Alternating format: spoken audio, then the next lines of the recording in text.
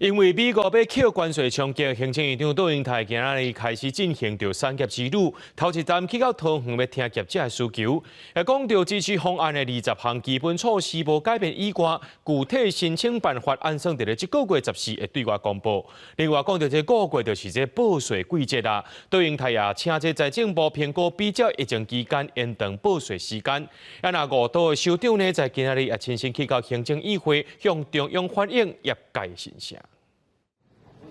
行政院长杜英泰开始三业之旅，第一站到桃园，希望用听业者的需求，加速推出政策，来因应美国对顶关税的这个风暴。雨天不仅不能收伞，可必要的时候，我们还要加大这把安全的伞给各个产业界。这个我也请财政部跟金管会一定要全面执行落实这件事情。我们会不设任何的衰退期的评估，对产业直接有需要，因为美国关税这一次的这个变化。就可以直接来做实施。美国总统川普对顶关税是暂慢90天实施。杜英泰强调讲，这90天政府会把握时间和机会，和美国来进行直接有效的谈判，争取国家上大的利益。而且财政部评估5月报税比较疫情期间延长报税时间，政府10会公布880亿支持措施的申请办法。只是讲，唔拿各大的产业，美国对中国关税提悬到125%，对伫中国设请的这大商，冲击更加大。过去我们所推动的3大投资方案，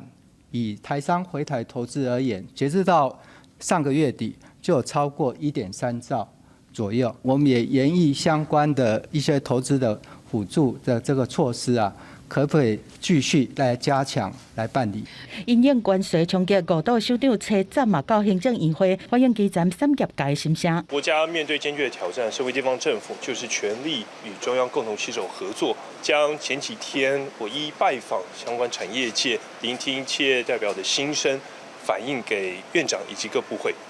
在钢铁业在南部可以说是我们产值最高的跟这个就业人口最高的一个产业那尤其中国钢品的低价倾销，也希望说行政院能够给予更大的一个，不管是在金融的支持。海会议指出讲，新北市伫2024年出口去美国的贸易总额是200亿美金，希望中央政策快速回应，而且资讯爱透明，让业者安心。台南市长黄伟哲是建议中央伫金融面，紧来提供企业和农业的协助，好好利用这段期间对内做转型，对外嘛来开拓市场。记者综合报道。